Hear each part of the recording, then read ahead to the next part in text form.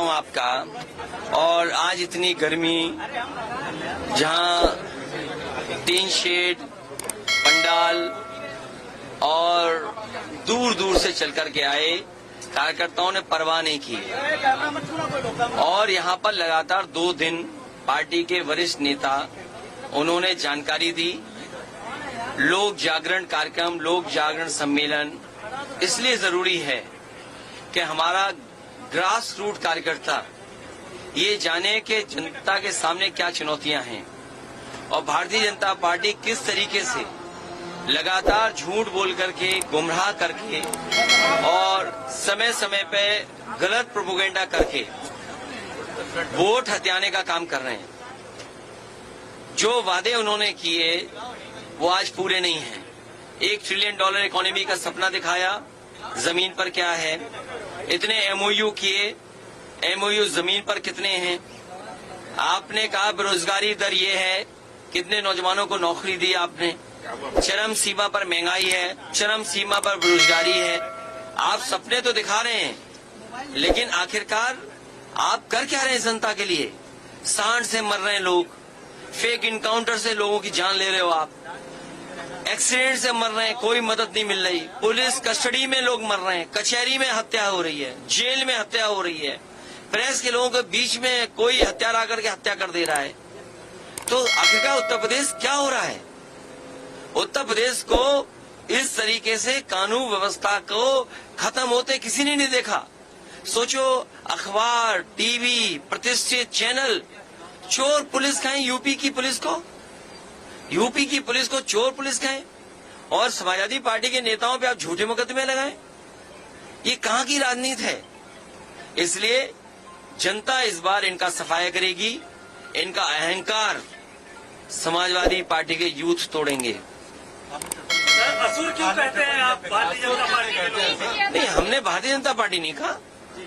हम तो ये कह रहे हैं कि यहाँ पर मान्यता ये है, ये पौराणिक धरती है, नैमिषारण्य बड़ी पवित्र स्थान है। यहाँ कहा जाता है कि असुरों का खात्मा हो गया था और यहाँ असुर भी किसी तरह का कोई भी अटैक नहीं कर सकते। नए जमाने के हिसाब से कहें अंग्रेजी में अटैक, तो जिसका सुर खराब वो असुर, इसमें गलत क्या बात है?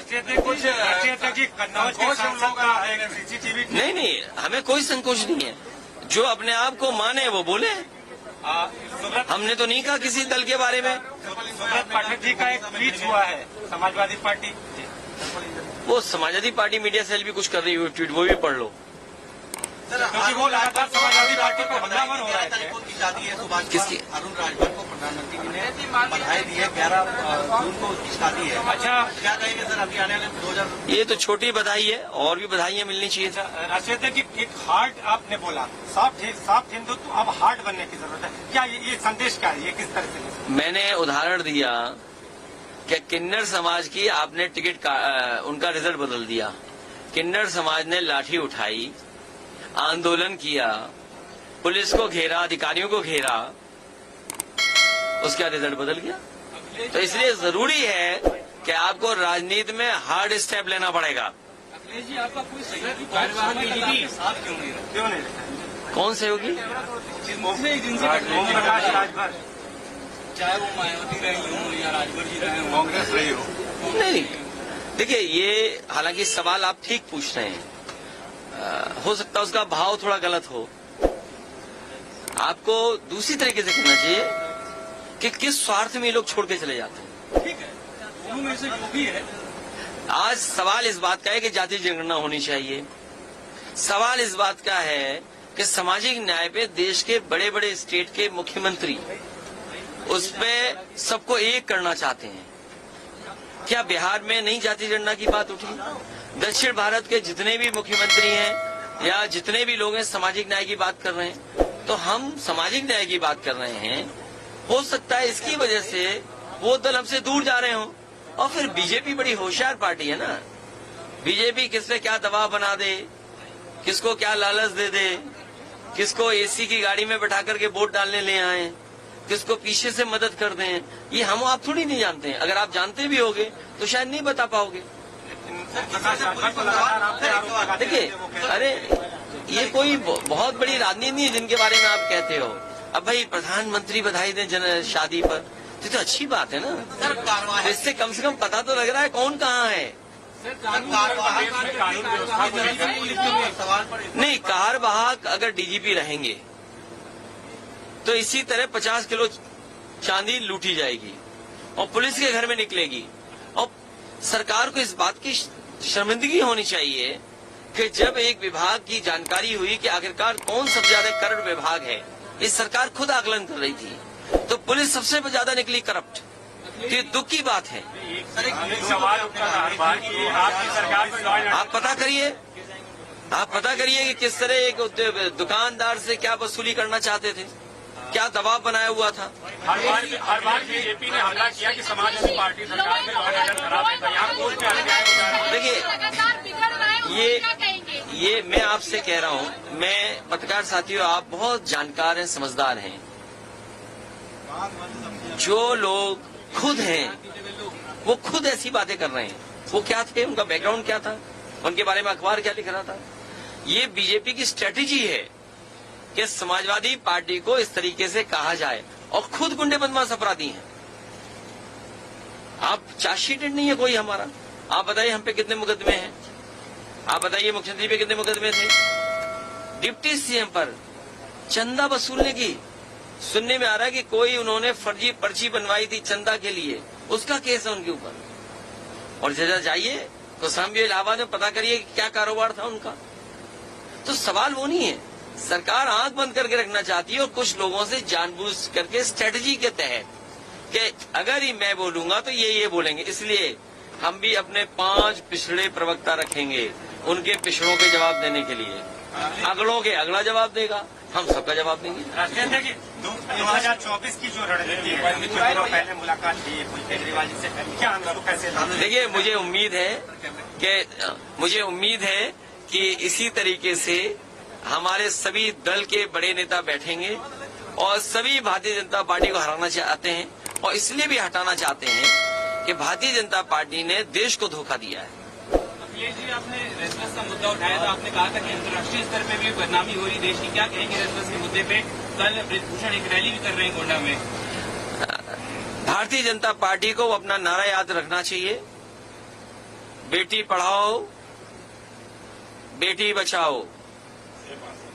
बीजेपी को दोबारा इस नारे के बारे में सोचना चाहिए और जब पहलवान बेटी न्याय मांग रही हैं तो ये बीजेपी की जिम्मेदारी बनती है उन्हें न्याय दिलाने की। 23 जून को 15 दलों की बैठक है, इसमें आप और राहुल जी और केजरीवाल जी शामिल हो रहे हैं। क्या माना जाए इनका गठबंधन क्यों होने वाला? क्योंकि आदरणीय नीतीश कुमार जी, तेजस्वी जी कई मौकों पर हम लोगों से मिले हैं और अब उन्होंने ही बुलाई है मीटिंग और देश के सभी मुख्यमंत्री कभी कभी आपस में एक दूसरे से मिले हैं और अलग अलग चर्चाएं हुई हैं। मुझे खुशी है इस बात की कि सभी दल एक बार को फिर चर्चा करेंगे, फिर अकेले अकेले मिलते रहेंगे।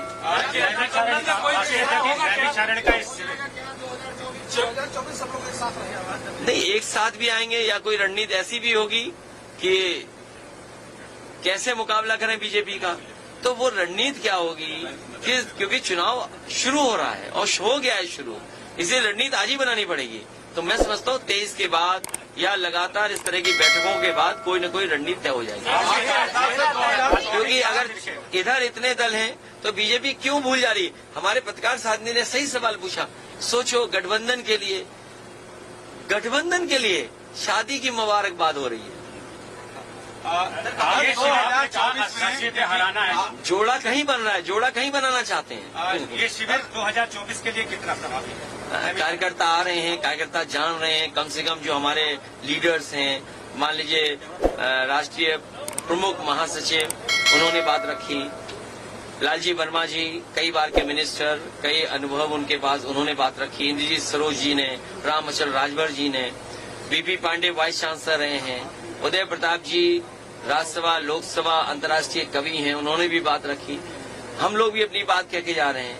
तो कार्यकर्ता कहीं न कहीं उन बातों को लिखता है, आकलन करता है और उसके बाद वो हमारी यही कोशिश होगी कि वो कार्यकर्ता गांव और गरीब को समझाएं। सबसे बड़ा मुद्दा जो है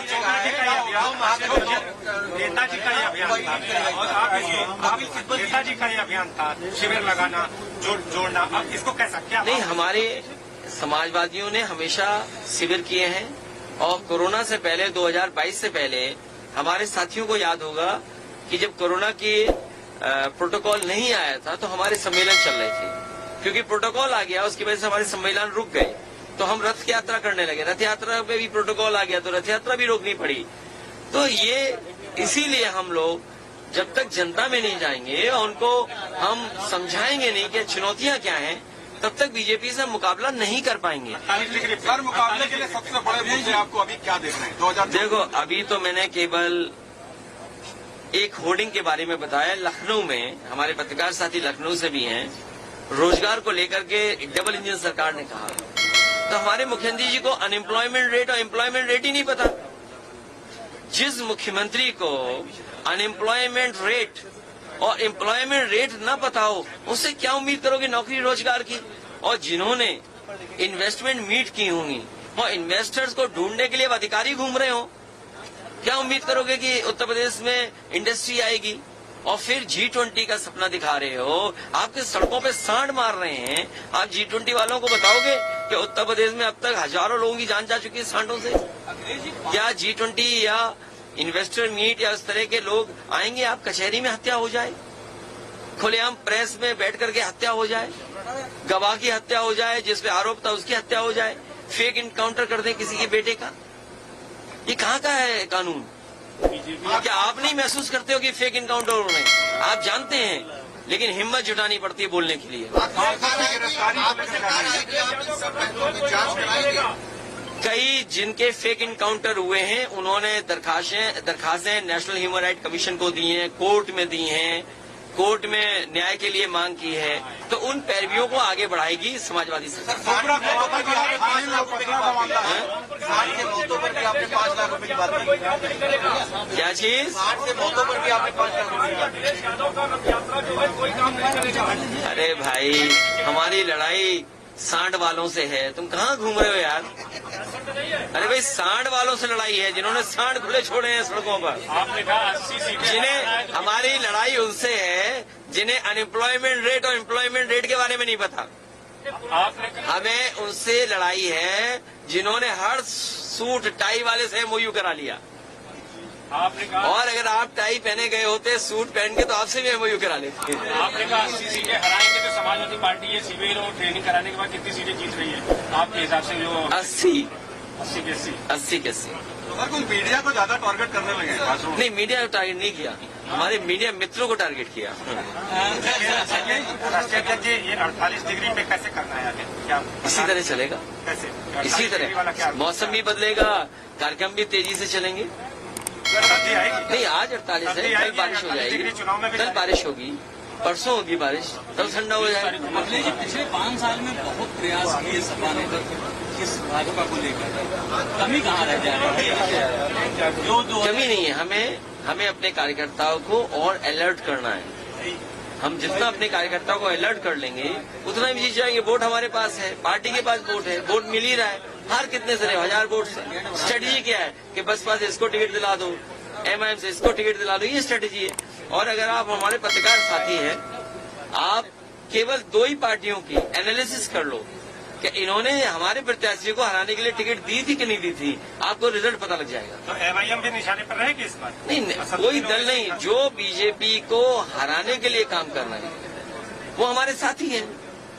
जो बीजेपी को हराएंगे वो हमारे सब साथी हैं, कोई भी हो। वैसे से कोई बातचीत नहीं, बीजेपी को जो हराएगा वो हमारा साथी है। अब कौन साथी है कौन नहीं हमें नहीं पता। अब कोई भी कहानी बना दोगे, जैसे भाई हमने तो कहानी कोई राक्षस वो बात आप भी बना दे रहे हो। टीवी चैनल वाले पूछे कि आपने कोई राक्षस कहा? अरे भाई, हमने किसी को नहीं कहा। अरे भाई, अपनी बात नहीं, असुनी और भी बातें कही थी हमारे को। कहाँ गया पत्रकार साथी? एक था। अरे भाई, मैंने तो किसी को नहीं कुछ कहा यार, हम क्यों कहेंगे यार?